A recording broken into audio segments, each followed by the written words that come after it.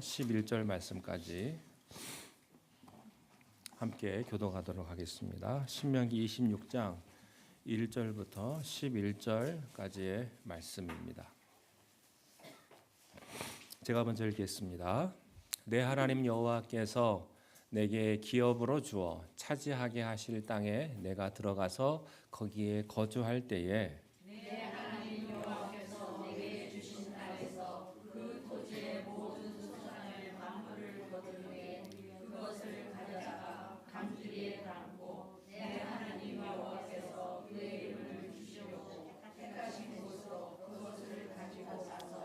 그때에 제사장에게 나아가 그에게 이르기를 내가 오늘 당신의 하나님 여호와께 아뢰나이다. 내가 여호와께서 우리에게 주시겠다고 우리 조상들에게 맹세하신 땅에 이르렀나이다 할 것이요.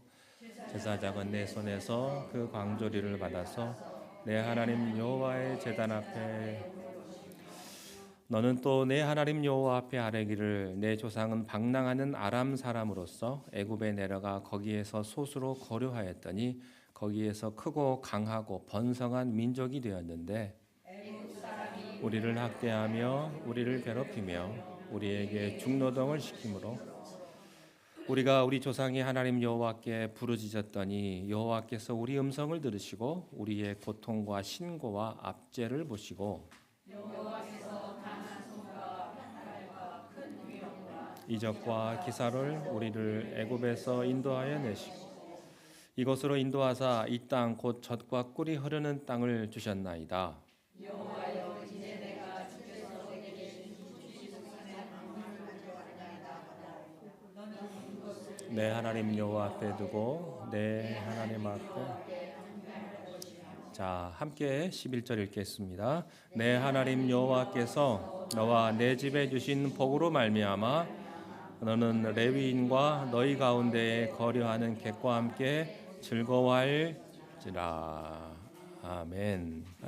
이 시간 우리가 이제 다음 주에는 추수감사 주일로 우리가 감사 예배를 드리는데 이번 주하고 다음 주에 추수감사에 관한 설교를 두 주에 걸쳐서 말씀을 함께 나누도록 그렇게 하겠습니다. 잠시 기도하겠습니다. 하나님 아버지, 이 시간 주의 말씀을 듣습니다. 참된 감사의 기쁨을 누리게 하시고 이 시간도 하나님이 허락하신 귀한 말씀의 권능과 또한 말씀의 자유함을 경험하는 복된 시간이 되게 인도하옵소서. 예수님의 이름으로 기도하옵나이다. 아멘. 오늘 본문의 말씀은 40년 동안 광야 생활을 끝내고 이스라엘 백성들이 그렇게 꿈에 그리던 약속의 땅으로 진입하기 직전에 이스라엘 백성들에게 모세가 준 메시지입니다. 사실 광야의 생활보다 더 힘든 게 사실은 약속의 땅에 들어갈 때부터입니다. 그래서 약속의 땅에 들어가서 어떤 영적인 마음가짐을 가지고 살아야 될지를 모세가 미리 얘기를 해준 그 성경이 바로 신명기입니다. 그 신명기의 후반부에 해당되는 부분이 오늘 본문인데요. 바로 그 핵심 주제가 감사입니다. 감사. 첫 번째로 감사는 자기 자신이 가진 가장 최고의 것을 기쁘게 드리는 것입니다. 자, 2절 말씀을 우리 함께 볼까요? 2절 시작. 내 하나님 여호와께서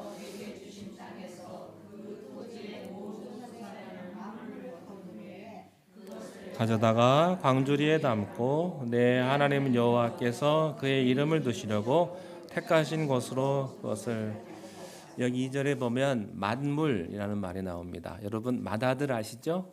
첫째를 말합니다. 첫 소산, 첫 재물, 첫 열매. 다시 말하면 최고의 열매를 하나님께 드리라는 것입니다. 아무거나 드려서는 안 됩니다. 가장 귀한 것을 드려야 합니다. 말라기 1장 13절을 함께 한번 보겠습니다. 말라기 1장 13절 말씀에 이런 말씀이 있어요. 너희가 또 이르기를 이 일이 얼마나 번거로운고 하며 코웃음치고 훔친 물건과 저는 것과 병든 것을 가져왔느니라. 너희가 이같이 봉헌물로 가져오니 내가 그것을 너희 손에서 받겠느냐? 여호와의 말씀이라. 이렇게 말씀하셨거든요. 말라기는요, 이런 거 드리지 말라고 해서 말라기입니다. 네. 너희가 이르길 이렇게 말했다니 이 일이 얼마나 번거로운가. 코웃음치고 훔친 물건, 저는 것과 병든 것을 가져왔는데 내가 이걸 받겠냐? 주님이 이렇게 말씀하시는 겁니다. 여기서 하나님이 화내시는 것은 이스라엘 사람들이 비싼 것을 가져오지 않아서가 아닙니다. 하나님은요, 여러분의 주머니 사정을 누구보다 잘 아십니다. 하나님은 가난한 과부의 엿점 두 입도 기쁘게 받으시는 분이세요. 그런데 여기서 하나님이 화를 내시는 것은 많은 것을 누리고 있는 사람이 기쁨도 없이 그저 대충 드리는 감사입니다. 대충 그냥 해치워버리는 예배죠. 또 남의 눈을 의식해서 그냥 드리는 것입니다. 어떤 사람은 하나님께 드리긴 드리는데 좋은 것을 드리는 것이 아니고 쓰다 남은 것, 안 좋은 것, 그것도 마지못해 드리는 겁니다. 그러나 정말로 사랑하면 나의 가장 최고의 것을, 내가 가장 아끼는 것을 기쁘게 드리는 것입니다. 자, 그런데 좋은 것을 신나게 드릴 수 있는 것은 무엇 때문이겠습니까? 모든 것을 하나님이 주셨다고 하는 그런 겸손한 마음이 있기 때문에 가능한 것입니다. 1절 말씀에 보면 내 하나님 여호와께서 내게 기업으로 주어 차지하게 하실 땅에서 이렇게 되어 있어요. 하나님께서 내게 주어 라는 말을 계속해서 강조하고 있습니다. 너희가 노력해서 얻은 것 같지만 너희의 노력의 산물이 아니라 하나님의 선물이다. 하나님이 주신 선물이라는 것을 인정하라는 것입니다. 여러분, 우리 것을 하나님 앞에 드린다고 하면 아까운 마음이 듭니다. 그러나 어차피 처음부터 하나님이 주시지 않았으면 내가 아무리 노력해도 안 되는 것이다. 그러므로 내가 가진 모든 것은 내 노력의 산물이라 할지라도 실은 하나님이 주신 것임을 내가 인정할 때 그때 드리는 때에 갈등이 없습니다. 또 11절을 한번 보십시오. 11절 함께 읽겠습니다. 시작. 내 하나님 여호와께서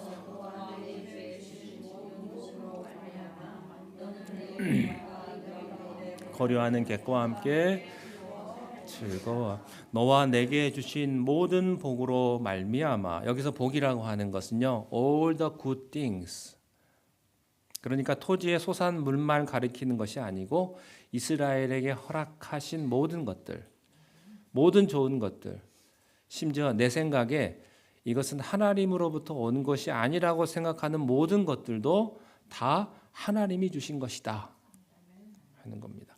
여러분, 우리가 복이라고 느끼지 못하는 것도 복일 때가 참 많습니다.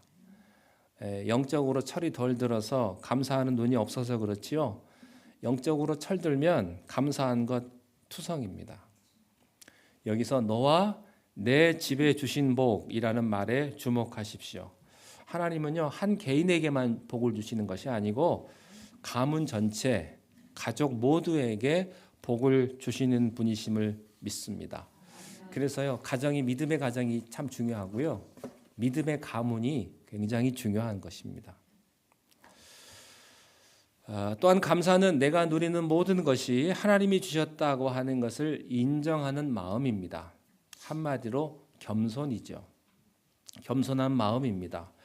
10절 말씀에 보면 이렇게 되어 있습니다. 여호와여, 이제 내가 주께서 내게 주신 토지 소산의 만물을 가져왔나이다 하고 너는 그것을 내 하나님 여호와 앞에 두고 내 하나님 여호와 앞에 경배할 것이다. 영어 성경에 보면요, bow down before him 이렇게 되어 있어요.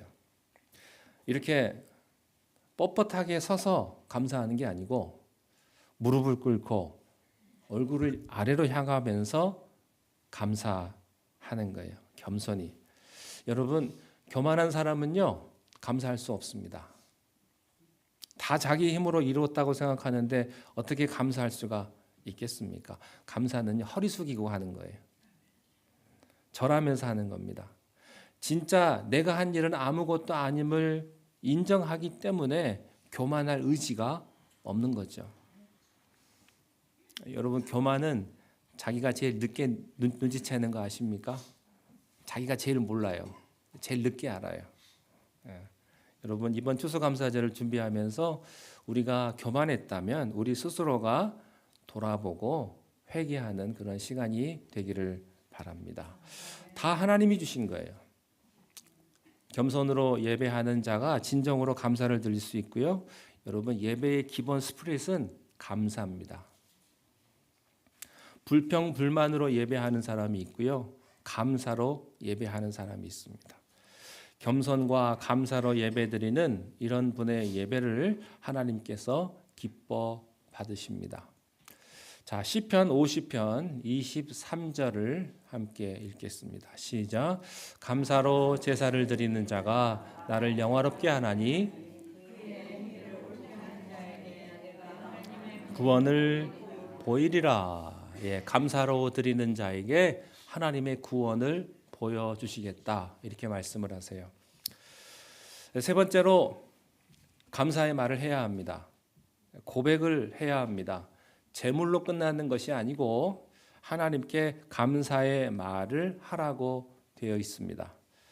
첫 소산물을 하나님 앞에 바칠 때 반드시 제사장에게 가서 신앙 고백을 하도록 교육을 하고 있어요. 행위만으로는 안 됩니다. 반드시 감사의 말을 해야만 합니다. 입술로 표현해야만 하는 겁니다.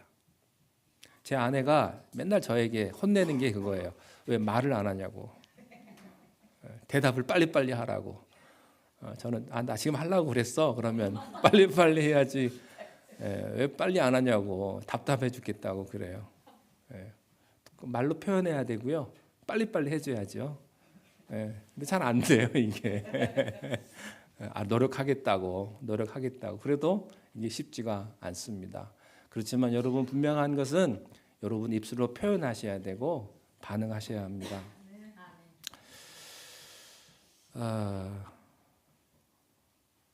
여러분, 하나님께서 말씀으로 우리를 축복하시고 그 말씀이 현실이 되어서 우리에게 오듯이요, 우리도 하나님께 예물을 드리면서 동시에 감사의 말로 영광을 올려드려야 합니다.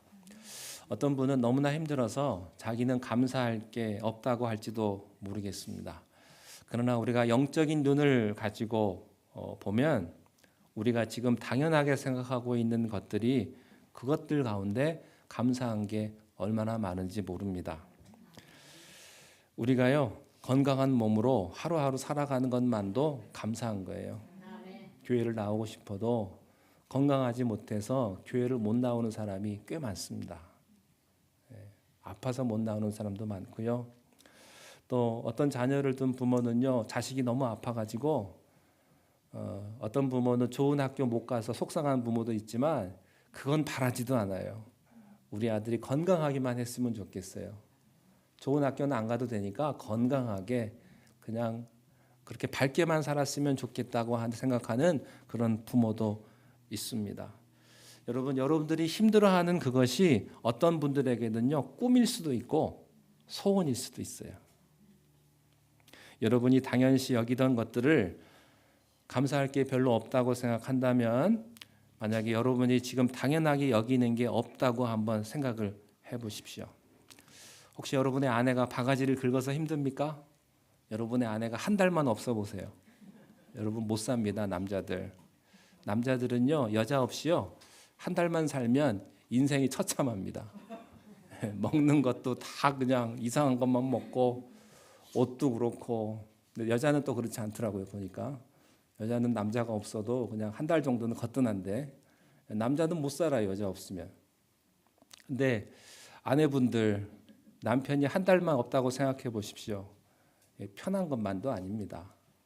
남편이 있기 때문에 여러분들이 지금 이렇게 살아갈 수 있는 것 아니겠습니까? 여러분 만약에 우리 발레오 교회가 없다고 한번 생각을 해보십시오. 또 여러분 주변에 다른 교회가 없다고 생각을 해보십시오. 교회에 평소 불만이 있으신 분들은 교회에 감사할 수 있기를 바랍니다. 여러분 교회가 없고 우리가 예배 드릴 곳이 없다면 여러분 우리가 어디 가서 예배를 드리겠습니까? 그렇게 생각하면요 정신이 화들짝 납니다. 우리가 누리고 있는 것은요 그냥 있는 게 아니에요. 하나하나가 다 하나님의 은혜로 우리들에게 주신 것입니다. 감사의 제목은요 그렇게 거창한 게 아닙니다. 감사의 노트를 쓰시라고 말씀을 드렸는데 뭐 거창한 게 아니에요. 우리 원로 목사님이신 황석택 목사님 기도를 하시면 아주 사소한 것부터 감사하십니다. 소화시켜 주셔서 감사합니다. 아침에 눈뜨게 해주시니까 감사합니다. 여러분 감사는 그런 거예요. 아주 사소한 것에서부터 감사하는 거예요. 내 주변의 가장 작은 것들을 당연시 여기지 않을 때 이것이 감사의 시작입니다. 여러분 그리고 감사를 느꼈으면 그 감사를 표현할 수 있기를 바랍니다. 하나님께 구체적으로 감사하다고 표현하시고 사람들에게 감사하다고 하십시오. 우리 좋은 말은 바로바로 실천해야 되니까 옆에 분들 손잡고 감사합니다 한 말씀씩 하십시오.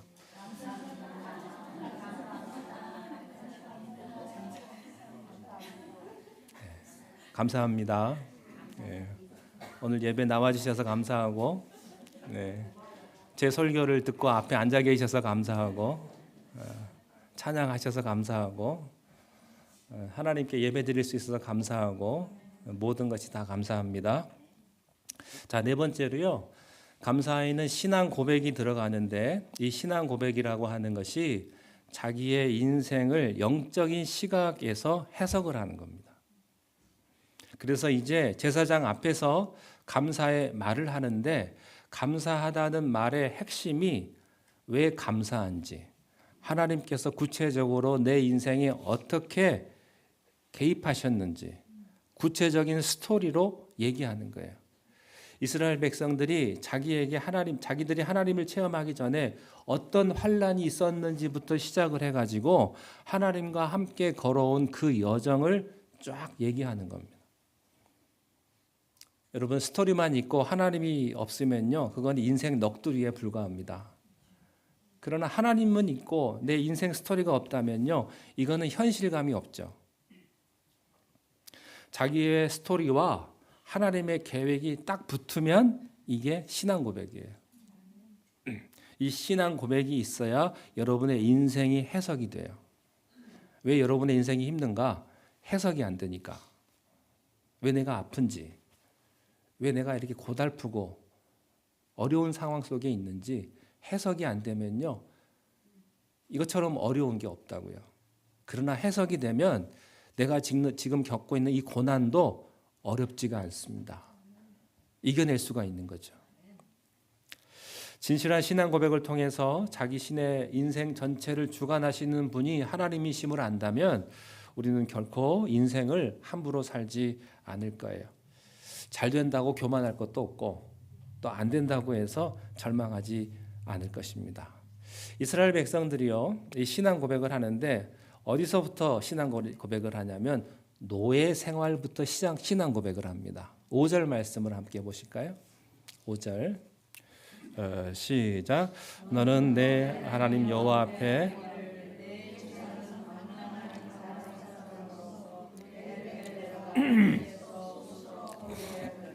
거기에서 크고 강하고 번성한 민족이 되었다. 여러분 이스라엘 사람들은요 처음에는 방랑자였어요. 집이 없습니다.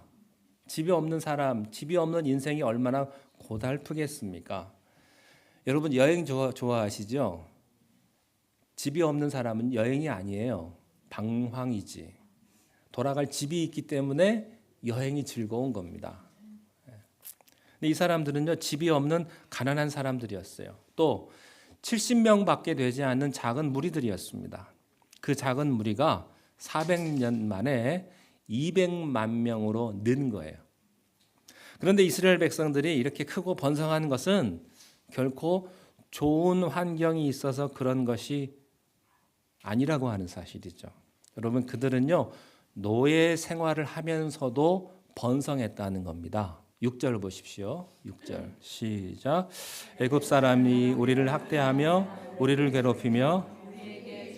예. 여러분, 이집트의 화려한 문명을 이끌기 위해서는요 그 200만 명의 노동력이 필요해요. 노예들 어떻게 200만 명 월급 다 주고 일 시킵니까? 노예니까 시키는 거지. 예. 그래서 그 사람들이 노예 생활을 거기서 했던 거죠. 근데 그것은 처음부터 노예가 아니었죠. 처음에 갈 때는 총리 대신 요셉의 친족이었기 때문에 귀족으로 대접받다가 요셉이 죽고 나니까 후견이 사라져버린 거예요. 그래서 졸지에 배경이 없어지고 몰락한 귀족이 된 거죠. 그래서 노예까지 전락하게 된 겁니다. 노예니까 굉장히 고생을 많이 했을 거예요. 아주 피눈물 나는 그런 노예 생활을 했을 겁니다. 7절에 보면 그들이 겪은 구체적인 고통과 아픔이 소개되고 있어요. 7절 읽겠습니다. 시작. 우리가 우리 조상의 하나님 여호와께 부르짖었더니 여호와께서 우리 음성을 들으시고 우리의 고통과 신고와 여기서 말하는 고통은요 물질적인 가난으로 오는 아픔입니다. 신고는 살인적인 중노동으로 인한 육체적인 피곤함이에요. 압제는 지배자들의 폭압으로 인한 인권 유린과 그로 인한 정신적인 스트레스를 의미합니다. 오늘날도 이런 물질적인 가난, 그것 때문에 오는 고통과 여러분 직장에서 얼마나 힘이 드십니까? 거기에서는 육체적인 피곤함과 또 사람들로부터 오는 그런 스트레스가 있잖아요. 모든 관계 속에서 그런 것들로 인해서 고통하시는 분이 많으실 겁니다. 그런데 희한한 것은 그런 고통과 신고와 압제가 있었는데 5절에 보니까 그 가운데서 이스라엘 민족이 오히려 강하고 번성한 민족이 되었다는 것입니다. 상식적으로 노예 생활이 그렇게 힘들면요 숫자도 줄어들고 힘도 약해져야 될 텐데 고난 속에서 더 강하고 번성했다고 하는 사실이죠. 여러분, 이것이 하나님의 백성들에게 오는 아이러니한 축복입니다. 여러분이 지금 힘들고 아프지만 하나님의 은혜가 여러분과 함께하면 여러분은 그 고난 속에서도 더 강해질 줄로 믿습니다. 더 성숙해질 거고요. 우리의 믿음은 더 깊어질 거예요. 하나님의 백성은 고난을 피해가는 민족이 아니고 고난 속에서 오히려 그 고난 속에서 더 축복을 받아서 성장하고 단단해지는 민족이라고 하는 사실입니다. 그들이 이 모진 고통을 견뎌내고 강하고 번성한 민족이 될 수 있었던 것은요 기도의 힘이었어요. 7절 말씀에 보면 우리가 우리 조상의 하나님 여호와께 뭐했더니 부르짖었다. 그랬더니 여호와께서 우리의 음성을 어떻게 했다? 들으셨다. 여러분이 기도해야 하나님이 들으세요. 하나님은 물론 우리의 사정을 다 아시죠. 전능하신 분이시기 때문에. 그러나 여러분이 하나님 앞에 주님 나를 도와주십시오. 나를 불쌍히 여겨주십시오. 라고 말하지 않으면 하나님도 움직이지 않는다는 거예요. 구원은 믿음을 통해서 오는 거지 하나님이 불쌍하다고 해서 그냥 구원 주지 않습니다. 불쌍한 자들 가운데 믿음으로 하나님 앞에 구원을 요청하는 사람에게 하나님의 구원의 능력과 그 구원의 축복이 임하는 거예요.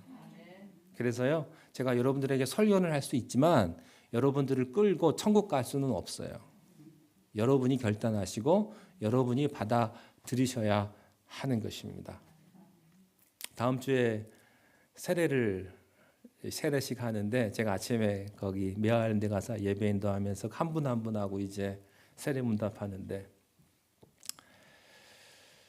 세례 받으라고 그래서 받으시는 분도 있어요. 네. 예수님 믿습니까? 예, 믿습니다. 왜 믿습니까? 좋아서 믿습니다. 천국 갈 걸 믿습니까? 믿습니다. 어떤 이유로 천국에 갑니까? 그냥 갑니다. 예. 그래도 제가 또 여쭤봤어요. 하나님 믿고 싶습니까? 예, 믿고 싶습니다. 그럼 됐습니다. 여러분, 내가 주님을 향한 마음이 있는 게 중요한 겁니다. 주 예수를 믿으라. 그리하면 너와 내 집이 구원을 얻으리라. 저는 이 말씀을 믿습니다. 여러분이 예수님 믿으면 여러분과 여러분의 가정이 구원을 받을 줄로 믿습니다. 하나님은요, 기도에 응답하시는 분이세요. 이스라엘 사람들은요, 자신의 의지로 고통을 견딘 게 아니에요. 그들은 고통 속에서 기도로 견딜 수 있는 힘을 얻은 것입니다. 여러분, 고통 중에 기도할 수 있기를 바랍니다. 우리의 힘으로 참을 수 없어요. 기도하셔야 됩니다.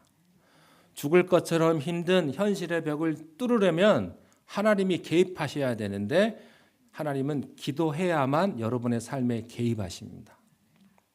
축복은 기도 응답이에요. 여러분, 축복을 많이 받은 사람은요, 기도 많이 한 사람입니다. 이게 영적인 법칙입니다. 특별히 우리가 부르짖었다, 이 말을 우리가 좀 주의 깊게 봐야 합니다. 우리가 어려움 속에서 우리가 혼연일체가 되어 가지고 합심해서 하나님 앞에 기도해야 하는 것이죠. 뜨거운 기도의 사람들은요, 놀라운 기적의 수혜자가 되는 것입니다. 여러분, 이집트는요, 그 당시 세계에서 가장 강대국이었습니다. 그 큰 문명을 돌리기 위해서 200만 명이나 되는 노예가 필요한데 이집트가요, 그 200만 명을 순수히 내줄 리가 없잖아요. 그래서 이 이스라엘 백성들을 탈출시키기 위해서는요, 먼저 이집트의 군사력을 꺾어야 되는 거예요. 그걸 누가 꺾겠어요? 하나님밖에 없는 거예요. 사람의 힘과 사람의 생각으로 이집트의 그 막강한 군대를 이길 수가 없는 거예요. 인간적인 방법으로는 우리가 이 어려움을 이길 수가 없고 우리의 형편이 나아질 가망은 없어 보이지만 우리가 기도한다면 우리의 상식을 초월하시는 그런 하나님의 기적으로 우리를 인도하실 줄로 믿습니다. 그래서 출애굽하는 이스라엘 백성들은요, 남들은 일생에 한 번도 보기 힘든 그 기적을요, 계속해서 그 기적을 체험하면서 가는 거예요. 계속 보면서, 그러면서 약속의 땅으로 가는 겁니다. 네. 이스라엘 사람들이 광야에서 고생도 많이 했는데요, 근데 반대로 기적도 많이 체험을 했기 때문에 어떻게 보면 고생 스토리가 별로 없어요. 승리의 스토리가 커버해버린 거예요. 여러분의 간증도 그렇게 되기를 바랍니다. 여러분 한 개인이, 여러분 한 분 한 분이 인생을 살면서 참 기가 막힌 이야기가 있을 겁니다. 넘어질 뻔했고, 쓰러질 뻔했고, 망할 뻔했고, 죽을 뻔했고, 이혼할 뻔했고, 그런 위기가 여러분 있을 거예요. 그런데 어떻게 여기까지 왔을까요? 그것을 뛰어넘는, 그 모든 것을 덮는 하나님의 은혜가 있었던 거예요. 우리 교회도 마찬가지입니다. 교회도 지금까지 오게 된 건요, 이 어려움과 고통을 뛰어넘는 그 모든 것을 덮는 하나님의 은혜가 있었던 겁니다. 여러분에게 이 놀라운 은혜가 있기를 바랍니다. 앞으로도 계속해서 힘들 수도 있어요. 그렇지만 그 어려움과 고난보다도 더 크신 하나님의 그 놀라우신 사랑의 손길이 여러분과 여러분의 가정에 함께 하시기를 주님의 이름으로 축원합니다. 기도하겠습니다. 하나님 아버지, 우리의 삶이 감사의 삶이 되기를 원합니다. 하나님 앞에 기도하는 삶이 되기를 원합니다. 우리가 어떤 어려움과 고통 가운데에서도 신실하신 하나님을 믿고 의지하며 하나님께서 인도하신 그 놀라운 하늘의 기적을 우리가 매일 경험하며 살아가게 하여 주옵소서. 이 시간 우리 성찬의 시간을 함께 나눕니다. 주님의 살과 피를 먹고 마실 때에 주님 내 안에, 내가 주님 안에 거하며 마지막 때에 내 증인이 되라고 하신 주의 말씀을 기억하며 주님 은혜 가운데 동참하는 복된 시간으로 우리 성령 하나님께서 이 시간을 주장하여 주시옵소서. 예수님의 이름으로 기도하옵나이다. 아멘.